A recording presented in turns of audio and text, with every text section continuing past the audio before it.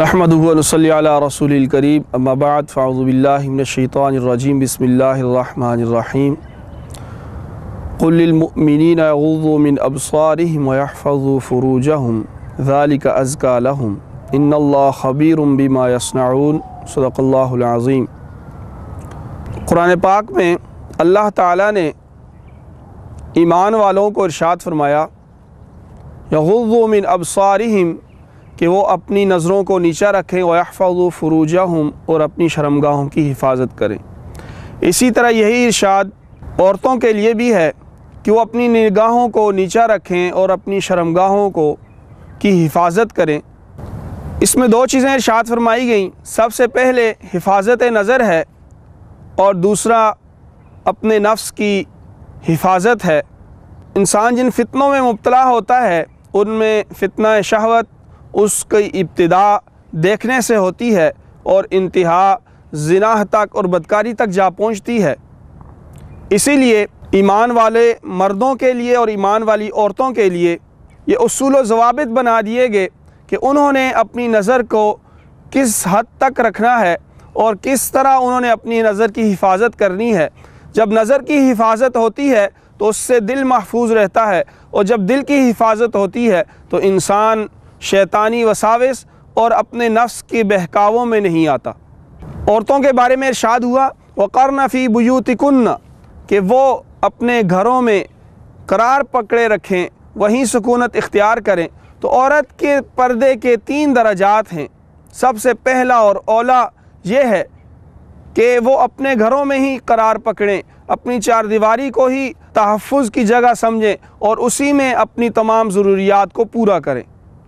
ایسی عورت جو اپنے گھر کی چار دیواری کے اندر رہتی ہے، اپنی ناموس، عفت، عصمت کی حفاظت کرتی ہے، ایسی عورت تقرب الہی حاصل کرتی ہے، اللہ تعالیٰ کے قریب ہوتی ہے، اسے اللہ تعالیٰ اپنی ولایت کا حصہ عطا فرماتے ہیں۔ اور اگر کسی امر مجبوری کی وجہ سے باہر آنا پڑتا ہے، معاشرے میں جانا پڑتا ہے، یدنین علیہن من جلابیبہن تو وہ اپنے گھونگھٹ کو نیچے ڈال لیں اور پردہ کر لیں، اپنے چہرے کا پردہ کر لیں اور اپنے آپ کو مکمل طور پہ ڈھانپ کے پردے کے حصار میں اپنے آپ کو لے کر نکلیں، تاکہ کسی بد فطرت شخص کی نظر ان پر نہ پڑے اور کسی شریر کے شر کا شکار نہ بن سکیں۔ اور تیسرا درجہ یہ ہے کہ وہ اگر نکلتی ہیں، کہیں لین دین ہے، وَلَا يُبْدِينَ زِينَتَهُنَّ إِلَّا مَا ظَهَرَ مِنْهَا تو وہ اپنی زیب و زینت کا اظہار نہ کریں مگر وہ کہ جو بامر مجبوری ظاہر ہوتا ہے۔ حضرت ابن عباس رضی اللہ تعالیٰ عنہ ارشاد فرماتے ہیں اس آیت کی تفسیر میں کہ اس سے مراد ہاتھ ہیں، اور فتنے کا خوف نہ ہو تو چہرہ ہے۔ اگر فتنے میں مبتلا ہونے کا خوف ہے تو چہرے کا مکمل پردہ ہے۔ جس طرح ایمان والے مردوں کے لیے یہ ہے کہ وہ اپنی نگاہوں کو نیچا رکھیں، کسی غیر محرم کے اوپر ان کی نگاہ نہ پڑے، اسی طرح ایمان والی عورتوں کے لیے بھی یہی حکم ہے کہ وہ اپنی نگاہوں کو نیچا رکھیں اور کسی غیر محرم مرد کے اوپر ان کی نگاہ نہ پڑے۔ ام المؤمنین حضرت میمونہ رضی اللہ تعالی عنہ، حضرت زینب رضی اللہ تعالی عنہ نبی کریم صلی اللہ علیہ وسلم کے پاس تھیں۔ حضرت عبداللہ ابن ام مکتوم رضی اللہ تعالیٰ عنہ نابینا صحابی ہیں، وہ تشریف لاتے ہیں تو آپ صلی اللہ علیہ وسلم نے ازواج مطہرات سے ارشاد فرمایا آپ پردہ فرما لیں۔ تو عرض کیا انہوں نے کہ یہ تو نابینا ہیں اور ہمیں پہچانتے بھی نہیں ہیں۔ آپ صلی اللہ علیہ وسلم نے انہیں ارشاد فرمایا آپ تو نابینا نہیں ہو۔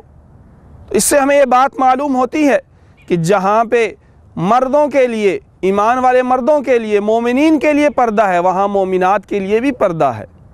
اور جب آنکھوں کی حفاظت ہوتی ہے، دل کی حفاظت ہوتی ہے تو وہاں پہ اس معاشرے میں، جس معاشرے میں پردہ ہو، جس معاشرے میں حیا ہو، وہاں وہ معاشرہ پرامن ہوتا ہے، اس معاشرے میں سکون ہوتا ہے، وہ معاشرہ اخلاقیات کی اعلیٰ قدروں پہ قائم ہوتا ہے۔ اور جہاں پہ عفت، عصمت، پردہ اس کو ترک کر دیا جائے تو وہاں پہ شرور و فتن، وہاں پہ لڑائی اور جھگڑے، وہاں پہ دشمنیاں جنم لیتی ہیں، وہاں پہ عزیز و اقارب کے درمیان جو پیار اور محبت ہوتی ہے، رشتوں کی پاسداری ہوتی ہے، اس کو ختم کر دیا جاتا ہے۔ اسلامی تعلیمات بہترین معاشرے کے قیام کا سب سے بڑا ذریعہ ہیں۔ جس معاشرے میں ان کو مضبوطی سے پکڑا گیا ہوتا ہے وہ معاشرہ پرامن بھی ہوتا ہے، وہ معاشرہ باعزت بھی ہوتا ہے۔ اللہ کریم سے دعا ہے اللہ کریم ہمیں اس پر عمل کرنے کی توفیق عطا فرمائے۔